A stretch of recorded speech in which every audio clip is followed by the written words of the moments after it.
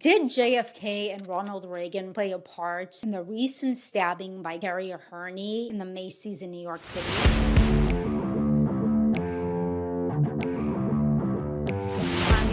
And welcome to Freud and Felons. Last week, we heard the story of this tragic incident that happened at a Macy's in Herald Square in New York, where a tourist, 38-year-old woman, was stabbed while she was changing the diaper of her baby. The person who stabbed her was named Kerri Aherne. Apparently, she was released from Manhattan State Psychiatric Hospital, which is a long-term psychiatric facility for those with severe mental illness. She was apparently released not too long before she carried out the stabbing. She later told authorities that she was hearing voices in her head commanding her to stab somebody. This is not the first time something like this happened to Kerri. Back in 2018, when she was living in Massachusetts, she also was hospitalized for a long time and was arrested for making threats to Senator Elizabeth Warren. Apparently, after she told authorities after she was released, she got into an Uber and made her way to New York. Now, how she ended up in Manhattan Psychiatric Hospital, we don't really know. She was later diagnosed with schizophrenia. Schizophrenia is a collection of symptoms and includes hallucinations, delusions, paranoid thinking, a lot of times command-type hallucinations telling people to do things, such as stab somebody. It's rare, but it does happen. Something similar happened back in August when a man by the name of Carlos Brown stabbed a Ukrainian woman. He also later told authorities that he was hearing voices in his head, and he too was diagnosed with schizophrenia. Now, you might be asking, why are these people released from these psychiatric facilities? And while this answer might seem simple, it's actually a lot more complicated than you think. In short, we don't have enough psychiatric hospitals to house all those who are living with severe mental illness. But to fully understand what happened and why there's such a shortage of psychiatric beds, let's take a trip down memory lane. Let's go back to the 1800s. Psychiatric facilities, or asylums, were a safe haven for those living with mental illness. It was a place that they could live out their days in a stable, safe environment. These hospitals reached their peak population at around 1955, with about 500,000 people housed in these psychiatric facilities. Unfortunately, with the rise of people being hospitalized, these hospitals became overcrowded, they became underfunded, and unfortunately, sometimes abusive. You have to remember, back then there was no medications. These hospitals served as a place that people could live away from the community. They weren't meant to be a place where the mentally ill got treatment. It was basically just a place to house them. To understand what happened in the mid-1900s with these psychiatric hospitals, we gotta take a look at the Kennedy family. Former President JFK had a sister by the name of Rosemary, who was severely mentally ill. She was diagnosed with schizophrenia and unfortunately spent majority of her life in and out of psychiatric hospitals and convents. She actually spent the majority of her life living in a convent until her death in about 2005. Unfortunately, Rosemary's illness became a great source of frustration for the Kennedy family, to the point where in 1941, Joseph Kennedy Sr. sought out a lobotomy for Rosemary. A lobotomy is a procedure that they used to do back in the day, which is basically creating a lesion or cut in the frontal lobe of the brain of a person with severe mental illness. It was meant to subdue them, make them less impulsive and less agitated. In the case of Rosemary, however, the lobotomy was a botched procedure. She lost all ability to talk and to take care of herself, and unfortunately had to spend the rest of her life living in a convent. The tragedy of Rosemary hung over the Kennedy family for a long, long time. At around 1944, there was this ambitious psychiatrist by the name of Bob Felix. He came around and wanted to completely revamp the psychiatric hospitals.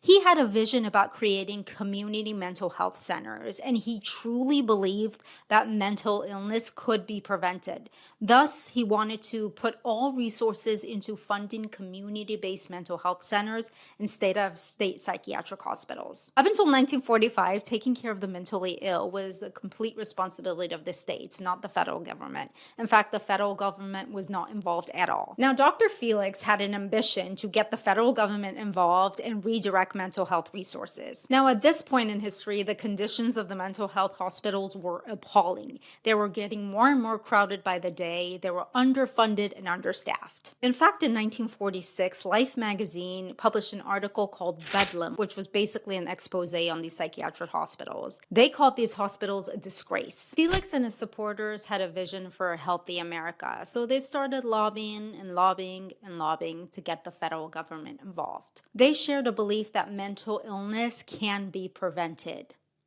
Unfortunately, they were wrong. In 1946, Truman signed a bill and the federal government got involved, and they put Felix in charge. To note, this did nothing to improve the conditions of the state hospitals because the federal funds could not be used for state psychiatric institutions. Now, in 1953, something amazing happened. The first antipsychotic medication called chlorpromazine or Thorazine came into the market.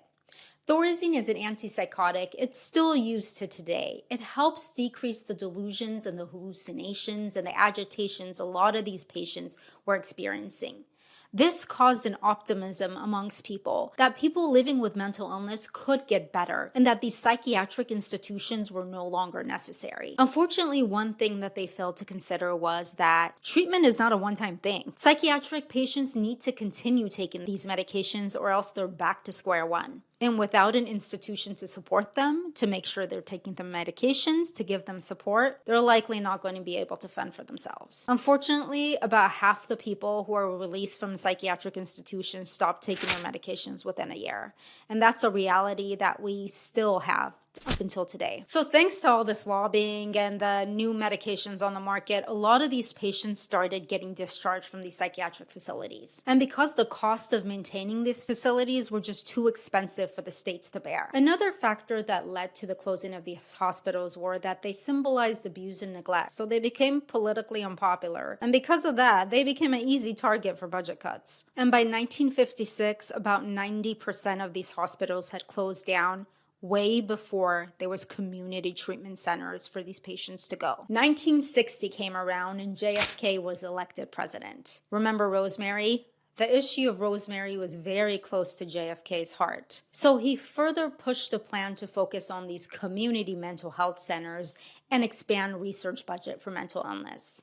But he did nothing to increase funding for these state hospitals. And in 1962, a federal initiative to dismantle these hospitals started. At the same time, a movie called One Flew Over the Cuckoo's Nest was released, which got public opinion involved. One thing people failed to recognize at the time was a lot of these patients didn't have any family to go to. They didn't have anybody to take care of them. They didn't have a home. They didn't have a house. They didn't have income. And I think this was a big piece of the puzzle. Nobody can fully understand or explain at the time how these state hospitals were keeping the community safe, first of all, and were keeping these patients from becoming victims. No one understood. That was the problem. Nobody thought this through. So in 1963, the Community Mental Health Act was officially signed into law. At the time, JFK made a historic speech about mental illness.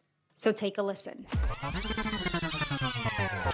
I have sent to the Congress today a series of proposals to help fight mental illness and mental retardation.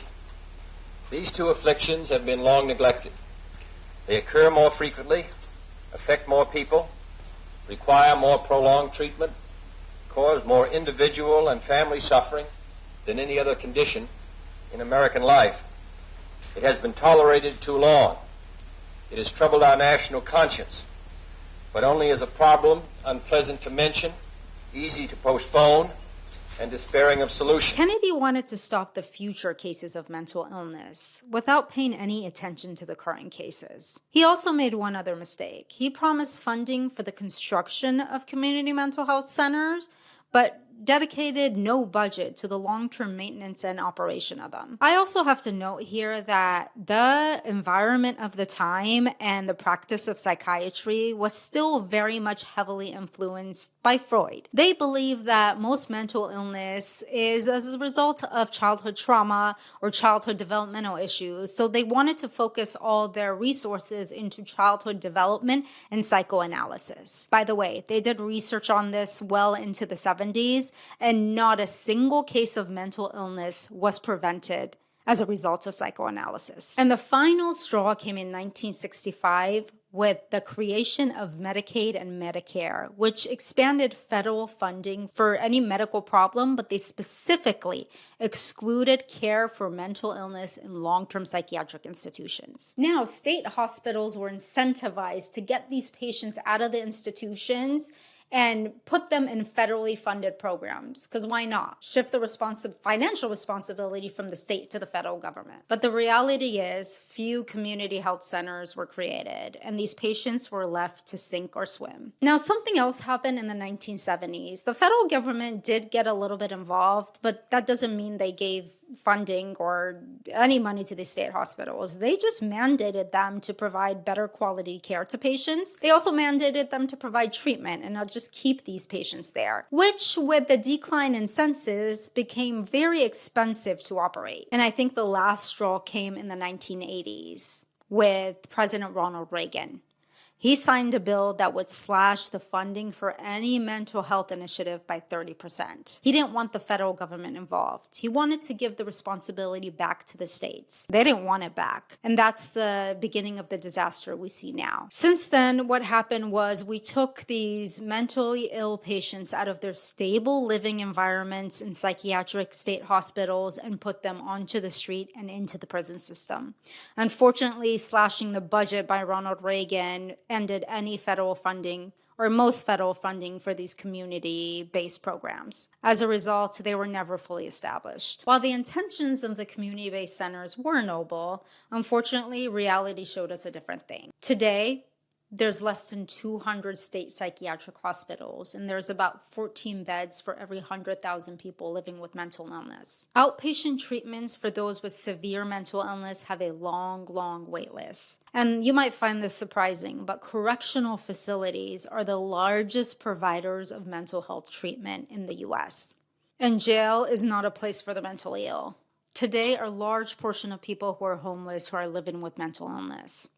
Unfortunately, the creation of Thorazine was probably the last big breakthrough in the treatment of those with psychosis. Funding for schizophrenia has been cut in half, and about 50% of people who are released from a psychiatric hospital stop taking their medications within a year. Not at any fault of their own, but because there's no clinics or no support in the community, no place for them to go, and no person to make sure they're taking their medications. What happened in Macy's was the result of a 50-plus year tragedy in the making that every president and every governor ignored. Emergency rooms and jails are now being overrun for the treatment of those with mental illness because they simply don't have anywhere else to go. I work in the jail system, and this is my opinion. We need to bring asylums back. Asylum is supposed to mean a safe haven, a protective place for those with mental illness who cannot survive in the community to spend their days making sure they are protected, making sure they're taking their medication, and making sure they're safe. So yes, I think we need asylums back, but with improved conditions. To learn more about this, there's two really good books. One is American Psychosis by Dr. Torrey, and the other is Bedlam by Dr. Kenneth Rosenberg, which is also a documentary. To learn more about the psychology of devious human behavior, please like and subscribe. I'm Yalda Safai, and this is Freud and Felons.